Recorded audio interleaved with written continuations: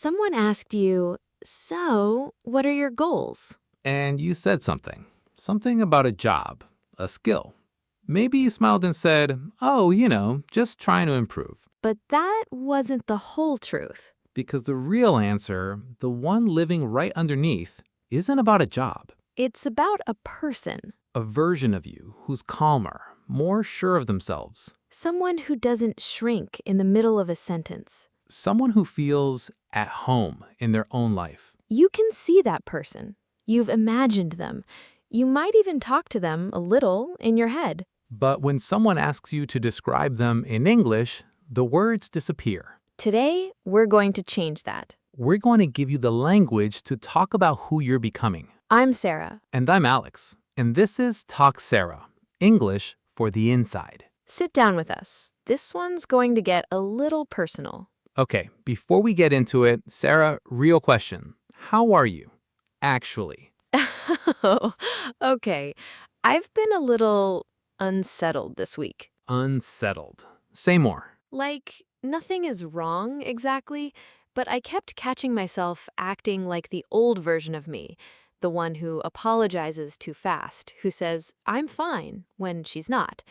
I noticed it, which in theory is good, but it's also uncomfortable to notice. Yeah, because once you see it, you can't unsee it. Exactly. It's like I know who I want to be, and then there are these moments where I'm just not her yet. Oh, that's too real. I had this exact thing happen on Tuesday. Tell me. I was on a call, professional call, and someone interrupted me. And instead of just continuing, I completely stopped, apologized, let them take over. No, Yes, and afterwards I just thought, why do I still do that? that's the gap, right? Between who you are and who you're trying to be. Yeah, and that gap has a name. Several names, actually. Which is exactly what we're talking about today. And hey, if you're watching this and you already feel that gap, write it in the comments right now.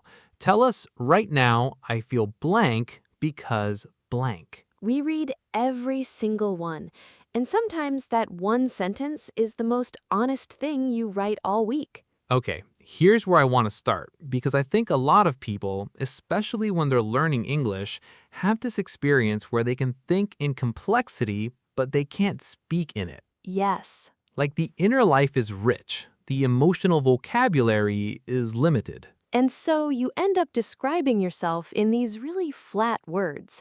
I'm shy. I'm not confident. I'm still learning. And those words are true, but they're not enough. They don't capture the movement, the fact that you're in the middle of a change. Can I tell you about someone? Please. There's a woman, I'm going to call her Mia. She started learning English in her late 20s, not for work, actually, for herself. Because she said, and I love this, she said, "The person I want to become speaks English." She didn't say, "I want a promotion, I don't want to travel." She had this image of herself, more open, more connected, more herself. And that person spoke English. So the language was tied to the identity. Completely. But what happened is she'd get into conversations and she'd feel this thing she described as a kind of fading, like she was solid, and then she'd start to go a little transparent. Oh, that's a drift. Yes, adrift, like you're floating, but not in a good way. Not free, more like untethered, like the rope snapped, and now you're just drifting. Adrift means you've lost your anchor. You're moving, but you don't know where you're going. And it's not just physical. You can feel adrift in a conversation, in a relationship, in your whole life. Mia felt adrift every time she tried to speak English because she was between two versions of herself, her old self, fluent in silence, and her new self, not fluent yet in anything. You know that feeling, right? When you're not quite who you were, but you're not yet who you're becoming. That in-between place. It's uncomfortable, and it's also kind of remarkable because it means you're moving. Mia didn't quit, by the way.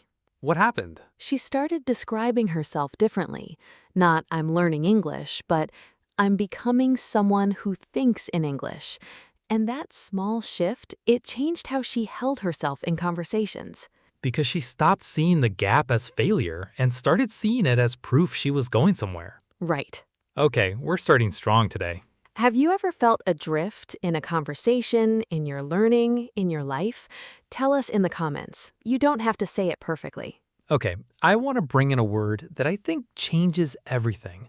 And it's a word people use, but I don't think they feel it fully. What is it? Becoming.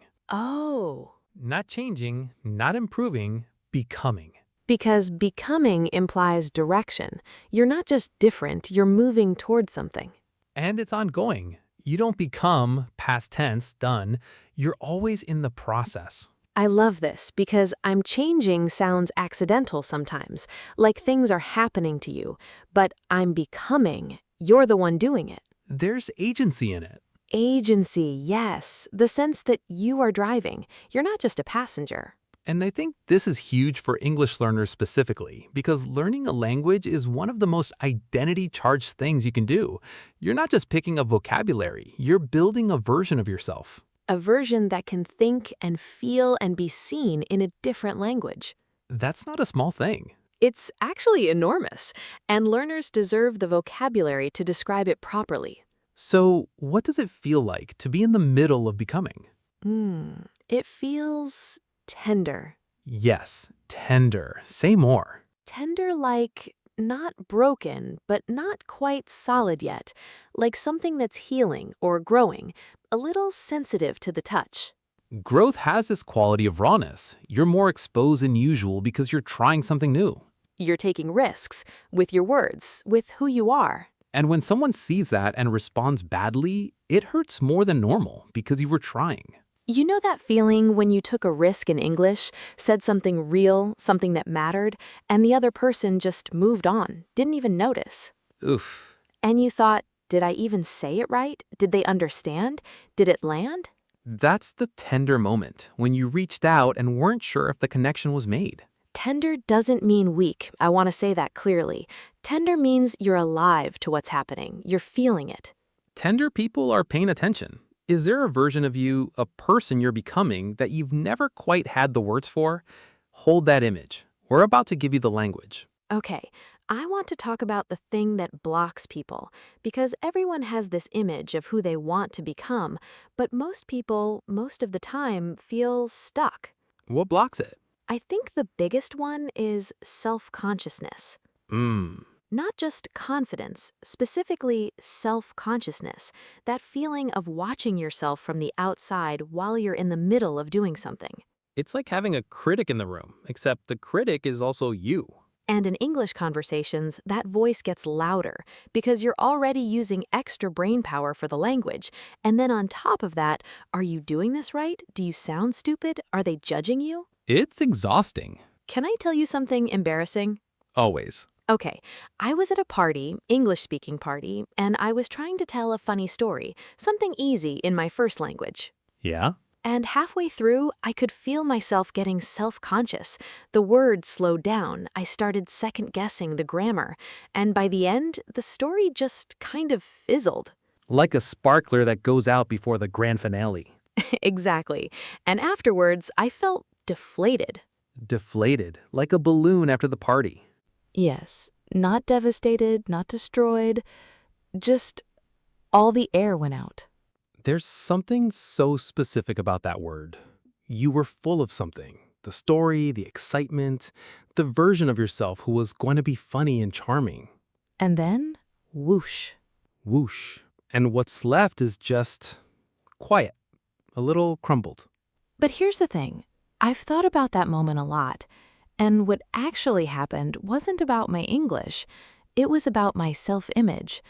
I had this idea that the person I'm becoming is confident, is funny, is easy in a room. And that night, she wasn't. And I punished myself for it. Instead of just letting it be a Tuesday night where the story didn't land. Right. Everyone has nights where the story doesn't land. The version of you you're becoming, she's allowed to have a bad story night. Yeah, she is. Have you ever felt deflated? Not destroyed, just quietly let down by yourself? Tell us your moment. You're not alone in it. Okay, let's get practical. Because all of this, the gap, the becoming, the tender moments, the deflation, you need to be able to talk about it in English with real people. Right. And most people don't have the vocabulary for it. They'll say, I want to be more confident, or I'm trying to be better. And better is vague, like a smudge. You can't hold it. Whereas if you say, I'm working on not shrinking in conversations, now I know exactly who you are and what you're up against. Shrinking. That's a beautiful one. Shrinking, like you're making yourself smaller than you are, physically, emotionally, taking up less space than you deserve. I know so many people who shrink. I've done it. You do it in a meeting when you have the answer, but you wait for someone else to say it first. You do it when you apologize before you ask a question. Sorry, this is probably a stupid question, but Yes, that. That is shrinking. And the opposite is the opposite is grounded. grounded, rooted, like a tree that doesn't blow over in the wind. Not rigid, grounded. There's a difference. Rigid means you won't bend. Grounded means you bend, but you don't break. You know where your roots are. Grounded people can be wrong. They can be corrected. They can not know something and they don't fall apart. Because their sense of self isn't attached to being perfect. It's attached to being honest. That's the person I want to become. Yeah, same. Should we start a club? The Trying to Be Grounded Club. Very exclusive, terrible at marketing. Everybody's welcome. But seriously, this is the vocabulary. When someone asks you about the person you want to become, you don't have to say, I want to be more confident. You can say, I'm working on being more grounded. I'm trying not to shrink in situations where I used to go quiet. I'm becoming someone who can stay present even when it's uncomfortable. I used to feel adrift in conversations. I'm learning to anchor myself. These sentences are real. They have texture. People remember them. And more importantly, you remember them. Because when you put your growth into words, you make it more real. You build it as you speak it. Every time you say, in English, I am becoming someone who, you are literally constructing that person. Word by word. Word by word. Okay, it's time. Word tour. This is the part of the show where we slow down and walk through the words from today, properly, with images, with examples, with a little homework. Get a notebook if you want, or just listen. Both work. First word. You know that feeling when you're in the middle of a conversation or a decision or a chapter of your life, and nothing feels solid, like the ground moved just slightly, and now you're not sure where you're standing. That feeling has a name. Adrift. Adrift means floating without direction, not moving towards anything, not anchored to anything. The image. You're in a boat. The rope that ties you to the shore, it's snapped. And now you're just moving, wherever the water takes you. After she quit her job, she felt adrift, like she'd lost a structure that used to tell her who she was. I felt adrift in English for the first 6 months. I could understand things, but I couldn't find myself in the language. Have you felt adrift in your learning? What untied the rope for you? Tell us in the comments. Say it with me. Adrift. Next word. You know that feeling when you're trying something new and you're a little more exposed than usual? When things land harder, the good things and the hard things, because you're paying such close attention? That's tender. Tender means sensitive, delicate, not hardened yet, like something that's growing or healing. The image? A bruise that's almost healed. It doesn't hurt all the time, but if you press it just right, you feel it. That's tender. She was tender about her English at first. Every correction felt personal, even when it wasn't. He felt tender after the conversation. Not hurt exactly, just moved. Where in your language learning are you tender right now? What's the thing you're still a little sensitive about? Say it with me. Tender. This one's simple and enormous. You know that feeling of moving toward something? Not just changing randomly, moving toward a version of yourself. That's becoming. Becoming means in the process of turning into. It's active, it's ongoing, it has direction. The image, a photograph developing in a dark room. You put it in the water, and slowly, the image appears. It's not there all at once, but it's coming. She wasn't the person she wanted to be yet, but she was becoming her. Learning English isn't just a skill for me anymore. It's part of who I'm becoming. What are you becoming? Now who you are, who you're becoming. Write it in the comments. Just one sentence. Say it with me. Becoming. You know that feeling? Not crushed, not devastated. Just the air went out. You were full of something. Hope, excitement, confidence. And then, quietly, it left. Deflated. Deflated means empty of energy or enthusiasm after expecting more. The image, a balloon the morning after the party. Still there, just not up anymore. He felt deflated after the job interview, not because it went badly, but because he tried so hard and couldn't tell if it mattered.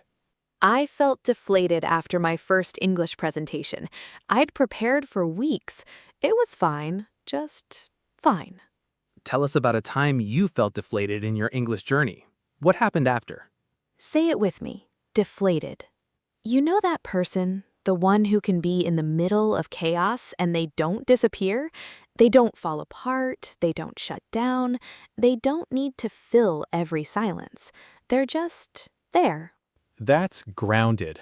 Grounded means stable and secure in yourself, not because nothing moves you, but because you know where your roots are. The image, a tree in a storm. The branches bend, maybe some leaves fall, but the roots hold. She seemed grounded in the meeting. Even when people challenged her ideas, she listened without getting defensive. I want to feel more grounded when I speak English. Not perfect, just not afraid of the silence. What would feeling grounded in English look like for you? What would be different? Say it with me. Grounded. You know the moment you're in a room, you have something to say. You know you have something to say. And then you make yourself smaller. You wait. You let someone else go first. You say, never mind. That's shrinking. Shrinking means making yourself smaller than you are, physically, verbally, emotionally. The image is a sweater that goes in a hot wash. Same sweater, but now it fits someone smaller. I noticed I was shrinking in group conversations, always waiting for a pause that never came. She used to shrink whenever someone corrected her English. She's working on that. Where do you shrink? Not where you're weak. Where do you make yourself smaller than you need to be? Say it with me. Shrinking. You know that feeling? Nothing is wrong exactly, but something is off, like a picture frame that's tilted just slightly. You notice it, it bothers you, but you can't quite explain why. Unsettled. Unsettled means slightly disturbed, not quite at peace, not dramatically, but in a quiet, persistent way. The image? A snow globe right after someone shook it. The storm isn't over. Everything is still floating. She felt unsettled after the conversation. Something had shifted, but she couldn't name it yet. I'm unsettled by how much I've changed this year. Not unhappy, just aware that things are different. What's making you feel unsettled lately? In your life? In your learning? Say it with me. Unsettled. Last word. This one's a little different. Less of a feeling, more of a concept, but you need it. You know the difference between something happening to you and you making something happen. That second feeling, the one where you're the driver, not the passenger. That's agency. Agency means the power to make choices and take action in your own life. The image.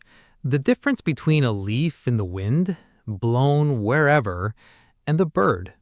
Both are moving, but one is choosing. Choosing to learn English was the first real act of agency she'd taken for herself in years. I feel more agency in English now. I'm not just reacting, I'm starting conversations. Where in your life are you taking agency right now? What are you choosing? Say it with me. Agency. Okay, I want to leave you with something. Yeah. The person you want to become, she's not waiting for you on the other side of perfect English. He's not waiting until you feel ready. That person is being built right now, in every conversation you choose to stay in, every word you reach for. Every moment you decide not to shrink. The gap between who you are and who you're becoming, it's not failure. It's proof that you're moving. You're becoming. And becoming is one of the most alive things a person can do. Here's your comment for today. Write this in the comments. Right now, I feel blank. Because blank. Use one of the words from today if you can, or your own words. Both are welcome. We read every single one. And your challenge for this episode, just one question. What word from today is yours? The one that said something true about you, you've been carrying without a name. Adrift, tender, becoming, deflated, grounded, shrinking, unsettled, agency. Which one said something true about you? And one more thing.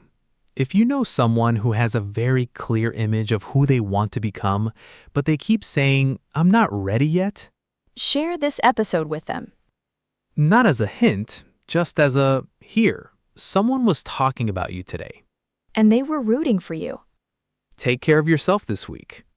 And take care of the person you're becoming. She's worth it. He is too. See you next time. Bye.